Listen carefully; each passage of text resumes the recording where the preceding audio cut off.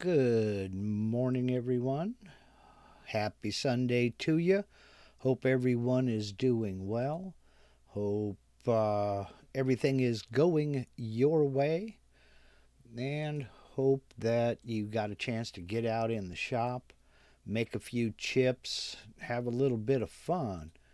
Today we're going to be talking a little bit about the Vector Validator as I demonstrated in the video earlier today. And if you're joining us on replay, go ahead and scrub past this graphic. This is just a placeholder here to let the chat settle in, let all the notifications go out that we're broadcasting live, and we're waiting for the clock in the other room to finish striking 12 noon here on the West Coast. So, when it does finally do that, I can reach over here and hit this little button and say, "Hey y'all, how you doing today? Hope everybody is doing well. Hope your Sunday is going as well as possible." And hope everything is doing fine. Before we get going in anything else, I want to give a special shout out to my CNC guru, Mr. Dave Gatton. He had a major health event a couple of days ago, and he's in the hospital right now. They're expected to do some surgery next week sometime. Dave's kind of a private guy, and I don't know how much he wants me to put out there in public, but if he happens to be watching to this morning, I wanted to let you know, Dave, that Linda and I are thinking about you constantly and hope everything is going well for you. I know that you're not alone there. You have somebody with you and holding down the homestead while you're indisposed. But we're thinking about you. You're in our thoughts and our prayers, and hope everything turns out for the best. So, take care of yourself, man. You only got one you. And to everybody else, too, take care of yourself. You only have one you. So, okay, with that said, we'll go ahead and we'll talk a little bit about this morning's video. This was kind of a continuation of a couple of videos I did a few years back on script fonts and how some of them are suitable for V-carving and some of them just aren't. And I decided to go ahead and use that font in a demonstration of the Vector Validator. We had a question in last week's live Q&A about using the Vector Validator, and specifically, how do you clean up after you've used it? And that was more or less what this video was. It was a demonstration that there really isn't any one way. In the first example, I showed going in and getting into node editing and adding points and then deleting other points. That's one way you can do it. Another way is just simply to use the trim tool and clip off what you can't use. But other times you will have to go in and create new vectors, eliminate vectors that crisscross, or just kind of get in and play around with them.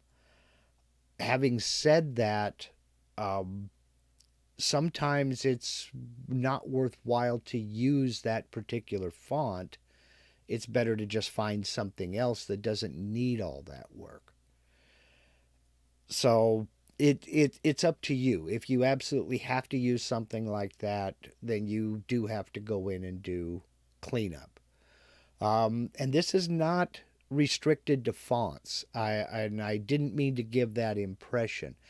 Everything I demonstrated with that Vector Validator works on all vectors, not just fonts. If you are doing something like, oh, good grief, I don't know, a mandala or something of that nature, you're going to have a bunch of overlapping vectors. And I find this is especially the case with DXF files.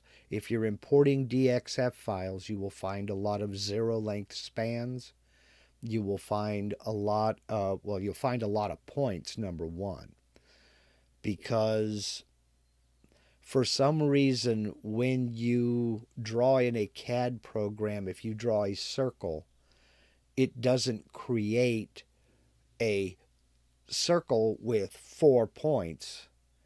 It creates a bunch of points with little tiny line segments, straight line segments. So when it's exported as a DXF, that's what you get. There's a bunch of tiny line segments that you have to now go in and clean up. And there may be zero length spans in there. There, may be just 500 points. I find with the simpler shapes, it's easier just to go in, select that vector, then go into set object size to get the measurement. So you know how big, for instance, a circle is. If it's a 4-inch diameter, the best bet is to just delete that vector and draw a new 4-inch diameter circle. Because with the Vectric software, you know it's going to be just 4 points. So sometimes it's easier just to delete it and start over. Other times you do have to go in if it's a more complex pattern or shape or something of that nature. So that was the intent. It was just to let you know it's not strictly for fonts. It's for all vectors. Now, IL Peleg has a good question here. He says it's got him wondering, why aren't people creating more fonts that are suitable for VCarving? And the simple answer is they are. The font that I chose this morning is one of the oldest fonts out there in use on computers. So this was done back in the 80s or mid 80s or early 90s and it was designed to be, as I said in the video, filled in with ink or laser toner. This was before home CNC became a reality, and so there was just no need. Now, lately, I would say within the last 5 to 6 years, and especially within the last 3 to 4 years, more and more people are getting into creating fonts that are made for VCarving or use with vinyl plotters and vinyl cutters. So you're starting to see more and more come out. And as you get a little bit more experience with it and get online and look for fonts, you'll start to notice a difference. You can see you'll develop an eye for it. You'll see some, that won't work, or yes, this will work fine. So, but every day there are more and more fonts coming out. As styles change and tastes change, that's going to continue to go. But my point is that not all of those fonts were suitable for VCarving or cutting out. So, let's see. Let me go back up here and take a look at a few questions here. Well, Bill Stoffer, it's not really a question. He says, thanks for the explanation this morning. It opens up a lot of previously misunderstood possibilities. And I don't understand what you mean by misunderstood possibilities. Was it that you just didn't get the vector validator, or you didn't realize there were several ways to clean things up, clean up your drawing or what have you? Remember that when you're cleaning up a drawing, the fewer points you can have, the better it is. The easier for the machine to calculate that G-code, and the fewer lines of G-code there are. if you have to remember that when the software calculates a tool path, it's coming up with the math that's going to send that bit from point to point. So the fewer points it has to calculate, the less G code you're going to have. So it's easier on your computer, it's easier on the machine, and you end up with a lot better result. So let's see here. Jeff at JMJ Love Dance says, do you have any videos that cover the use of the Extend Vector tool? And could you give us an example of its use? I don't have any videos specifically on that tool, but there is one in, it's in the back of my brain. I do want to cover the Extend Vectors, and there's a couple of other drawing icons I want to get into. Extend vectors to a common point of intersection is one of them. And I also want to get into subtract and overlap. But those will be further down the line. The problem with demonstrating these tools is I have to come up with a project or find a file that I have or some artwork or something that's appropriate for demonstrating it. And that's the hardest part. And in fact, for the Vector Validator this morning, that's why I used that font. It was something that I knew had issues. I didn't have a project in mind for it, but it was a good example of how to use the tools and what to do to clean it up. So it's kind of difficult. I'm trying to find a project that will demonstrate extend vectors and that will demonstrate the subtract or overlap tools. But that is in the works. I do have that coming down the road. I just got to get there. So I hope that answers that question. Let's see. Let me keep going here. And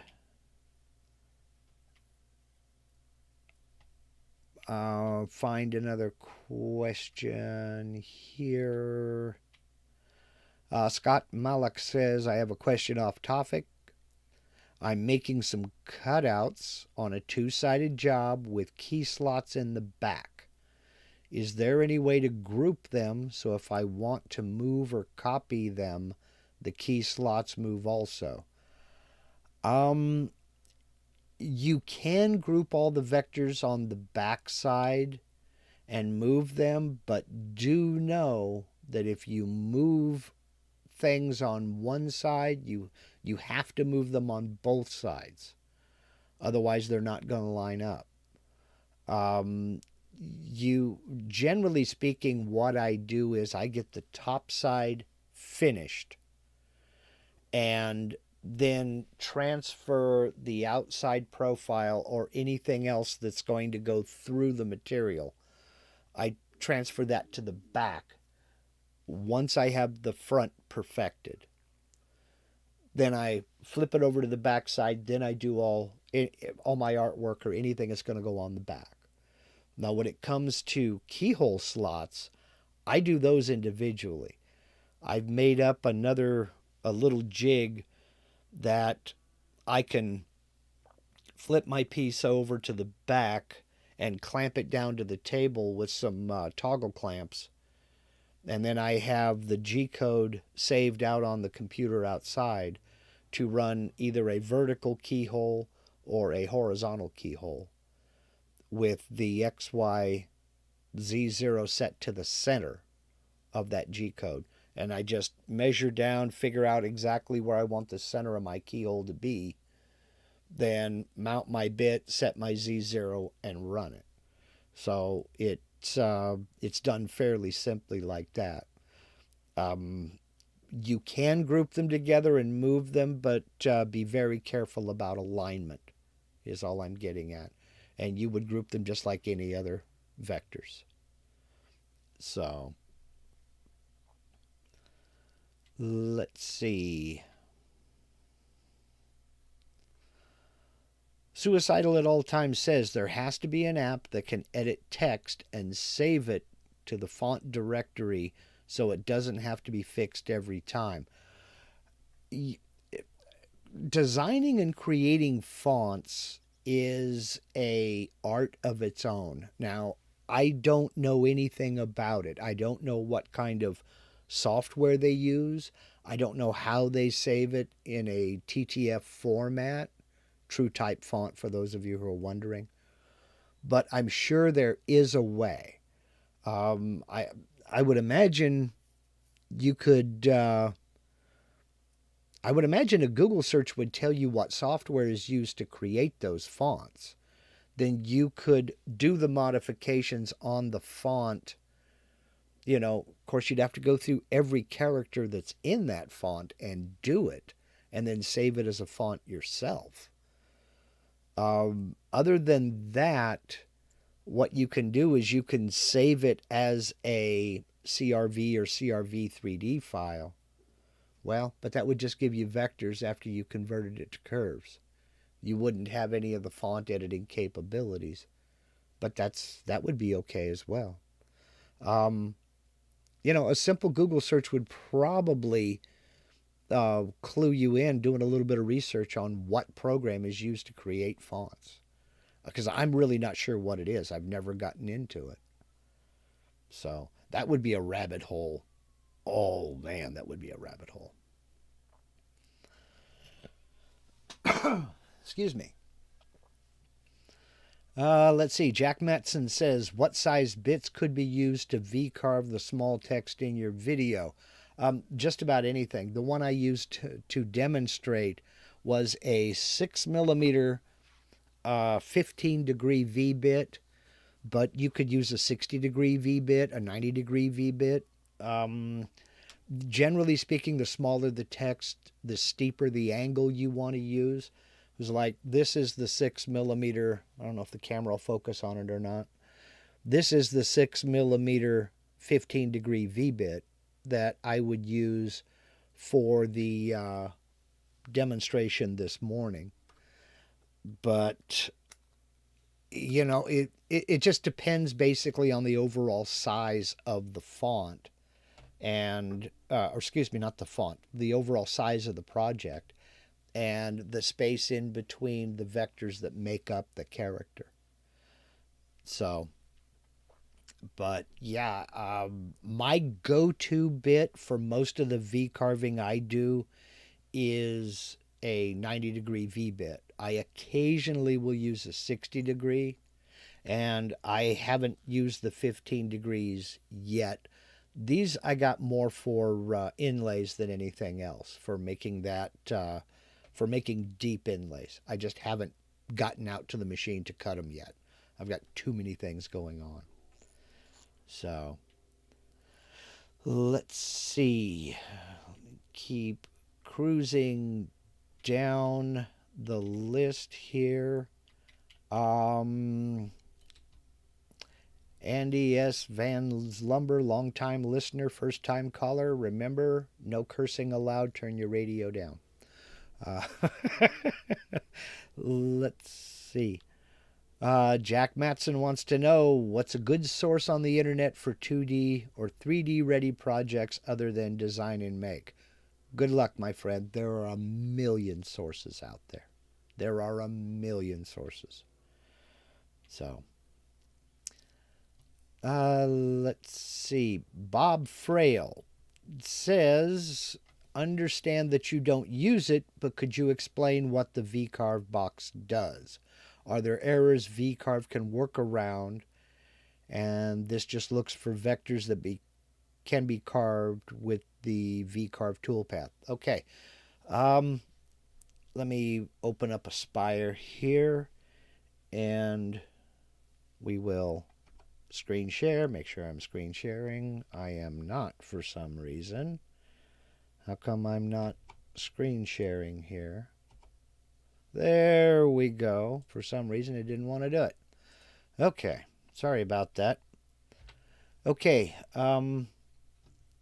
You were talking about, I'm going to the Vector Validator, you're talking about this check mark here. Okay, I'll put a check mark and I'll search selected. Basically, what putting a check mark in VCarve mode does is it puts particular emphasis on things in between vectors. So these crisscrosses, these intersections here, will affect a V carving. But if you'll notice, it didn't mark these intersections out here because they won't affect a V carving. When you V-carve the flourish on this capital T, it's going to come over here and carve this out, whether there's an intersection here or not. And on this H, it's going to V-carve this out as well. So it puts emphasis on things that are going to affect a V-carving, and it doesn't care about anything else. Now, if we were going to cut this out, profile this out, we would want to get rid of these intersections here. But if we're V-carving it, it doesn't really matter. So that's one example. It only puts emphasis on the things that are going to affect V-carving, and it disregards things that don't affect V-carving. So if I uncheck V-carving mode and then search selected, those intersections come up. And then also this overlap comes up. But if I go back into V-carving mode and search, the overlap doesn't come up and the intersections don't come up. So I hope that explains that. There, go back. For some reason, don't understand what's going on. I guess Streamlabs OBS had another update that I was not privy to. So, okay, let's see. Lewis Denton, can 3D projects be developed from 2D JPEG, I'm assuming you mean, STL, DXF, etc.? Short answer, yes. Does Vectric use the elevation of the center point and create steps between the low and high point? Not necessarily. What it does is it adjusts elevation based on what you tell it to do. Michael would be the man to talk to on that. Michael Mazalik. He is far more advanced when it comes to 3D than I hope to be in the next year. He's forgotten more about 3D modeling than I've ever learned. The short answer of can 3D projects be developed from 2D JPEG, STL, and DXF files, that's what his channel and what his videos are about. Taking 2D and creating 3D out of them. And in fact, most 3D models start out as one of those, 2D JPEG or a DXF. Not so much an STL, because an STL is a 3D file on its own. STL stands for, I believe it's stereo lithography. So it's basically already a 3D file. Now you can get in and edit. You can edit elevations and tilt and fade and things of that nature. But it's already a 3D file. So let's see. Okay, Scott Mollux says, I was hoping I could group both sides so I could save some steps. No, on a two-sided project, both sides are independent. They're treated independently. And that's for many reasons, but mainly because, well, let me back up and regroup on that, because let me start a new session of Aspire here. And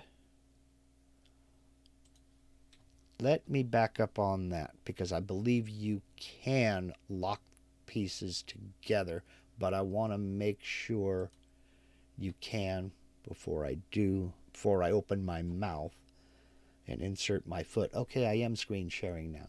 We'll go ahead and make a double-sided job, and I'll just go 18 by 8 because that's what's already in there. Flip direction side to side, material surface.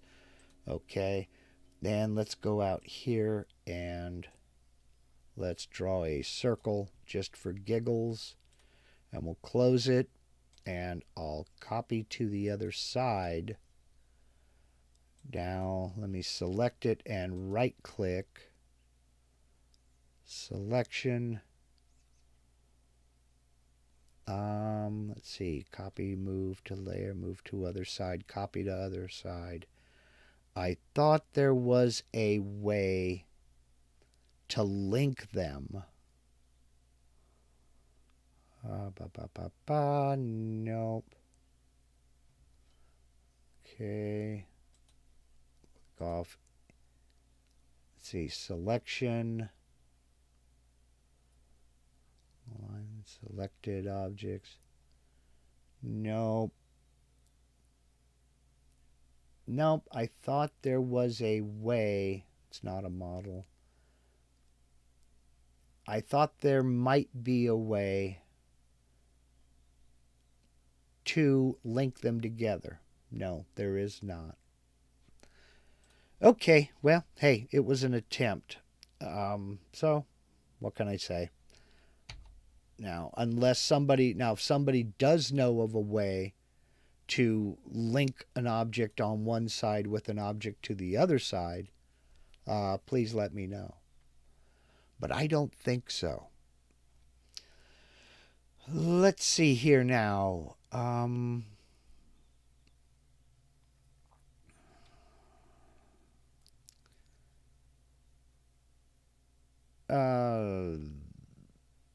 Okay, it looks like I'm caught up with the questions. I hope I didn't miss anybody.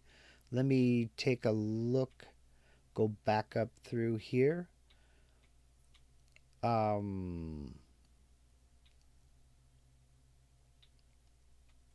Let's see.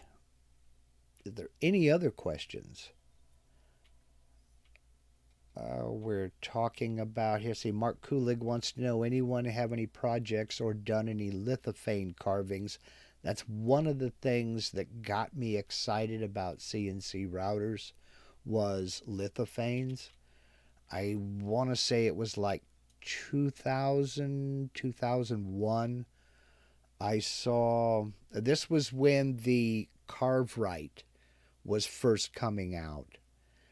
And I got all excited about that, and I was looking at the, the various forums and how the CarveRite machines work. And I saw a picture on a forum of a guy who'd made a lithophane in a piece of white corian. And just, he showed it just sitting on a tabletop, and I thought, well, there's nothing special about that. But then he hung it up in his living room window, and the light coming through from the living room, it was like, holy cow, it was just spectacular. And that's what got me interested in CNC routers. Well, here we are these many years later, and I've never cut one. I've got the bits to do it. I've not had the time to set aside to get in and create one. I have a photo I want to do. I have everything all ready and raring to go. I just got to get to that project. Other things have jumped in front of the line. So, but yeah, I really want to get hot and heavy into lithophanes. That's really cool. Okay, Michael Mazalik has a question. How's the shop coming along? The shop is on hold. I have tried 4 times now to order the spray foam insulation, but the problem is the manufacturers, are having a hard time getting hold of the raw materials to make the insulation. So I have a couple of friends that are in the business. One, his job, he's in the industry where they take a flat metal panel, well, two flat metal panels, and they inject spray foam in between them and make building panels out of these. They're having a hard time getting a hold of the raw materials to make the foam that goes in between these panels. So the last three times I have tried to order the insulation, it's been out of stock. So I try once a week and we'll see what happens.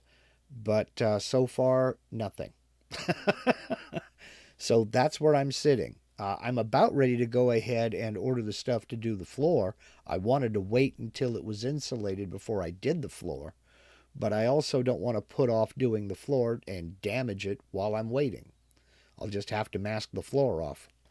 So, what can I say? So basically it's on hold. I've been doing other landscaping around the house. We've added another 30 feet to the French drain. Yay, more digging. So it's basically on hold until I get the insulation. Now, Jim Hester says, speaking of lithophanes, what bits do you recommend for making them? Having never made a lithophane, I can't really recommend anything. I've seen people use everything from 1/32 inch diameter tapered ball nose bits down to this little son of a gun, which I'm hoping it'll focus on this. This is a 1/4 millimeter tapered ball nose. So you can see that comes to almost a needle point. And that's going to be used for lithophanes and also for inlays, for getting that 10-degree angle on the edge there. So I have not yet used them, but I've seen everybody use it, depending upon the size of the lithophane, of course. It's just, it depends on how much detail you're trying to go for, the size of the lithophane and how much detail is needed for it.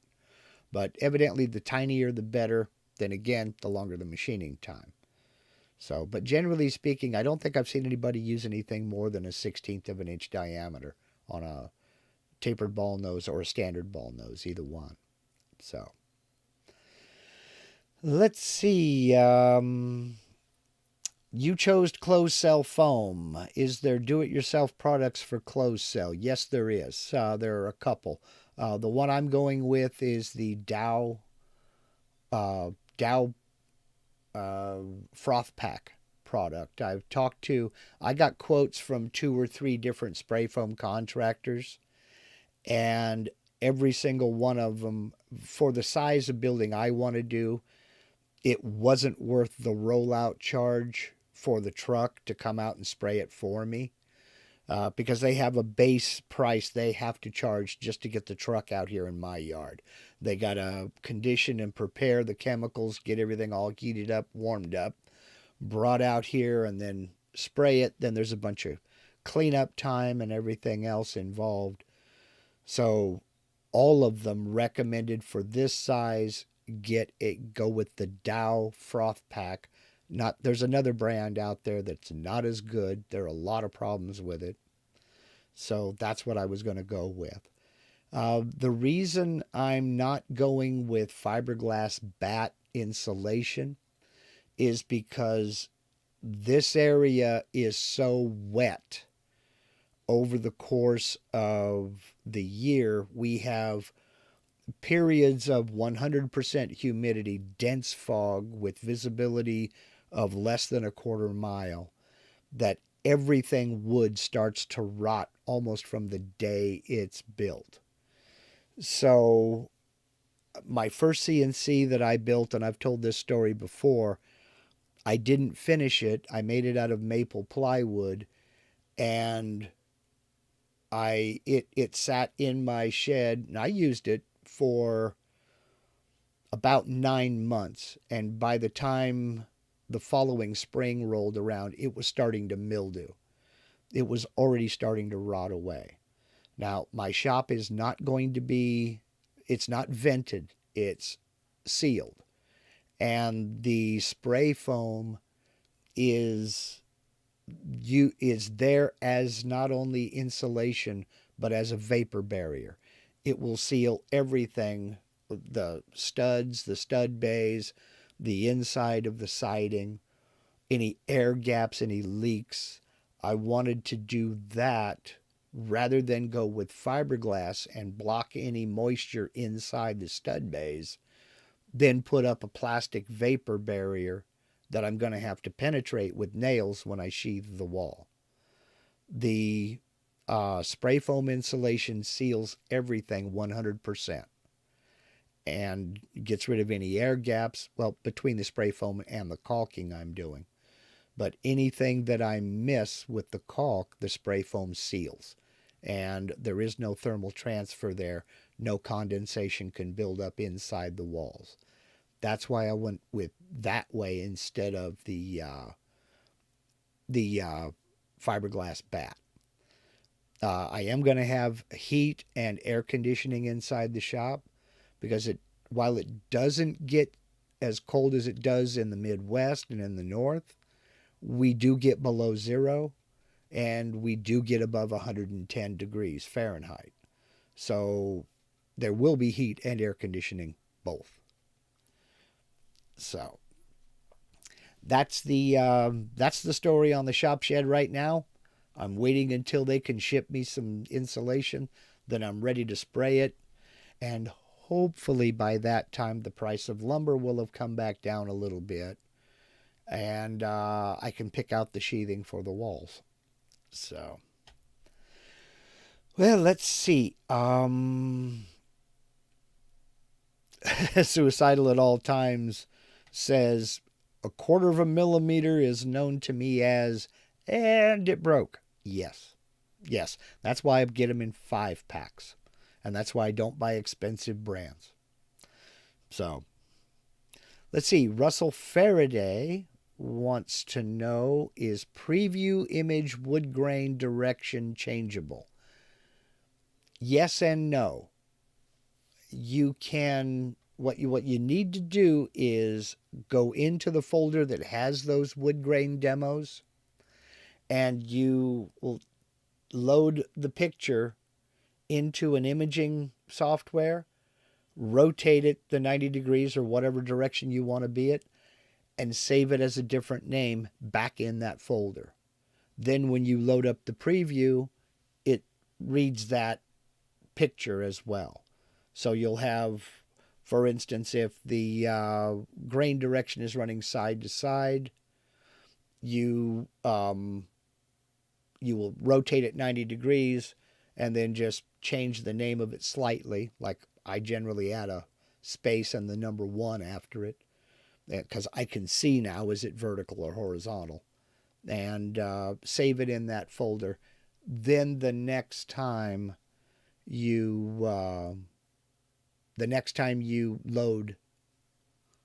start the software, it'll load that in the preview window as well. Now, Jacques Petit Victoire says you can just rotate on the desktop, no other app needed. Okay, I didn't realize that it would save that in the properties. Okay. But you want to rotate the copy. If you don't, you're going to be rotating back and forth. So let's see. Lewis Denton wants to know, how expensive is the application equipment? Can you rent it? The application equipment comes with the kit.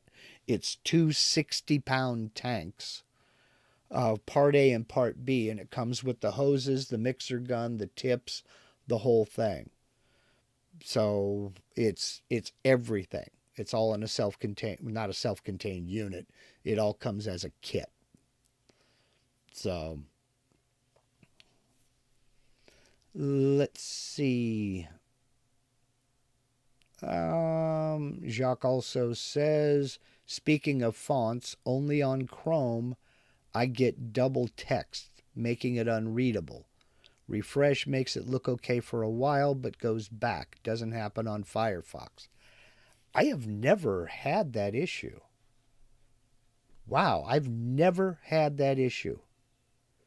That's a web browser thing. That's kind of weird. Okay, if we don't have any other questions, I'm going to go ahead and wrap this up a little bit early. Don't forget, folks, Michael Mollux is doing a video today on it. It's part 2 of his series on kind of pushing the limits of 3D and VCarve software, not needing a spire. And it's part 2 of model manipulation in VCarve. His premiere will start at, let's see, it's 2 p.m. Pacific, 5 p.m. Eastern. There is a link to it down in the description of this video. Unfortunately, I will not be there for the premiere because I am going to be a guest on the Makers International podcast, which starts at 1:30 Pacific, 4:30 Eastern. So I will be on another live broadcast.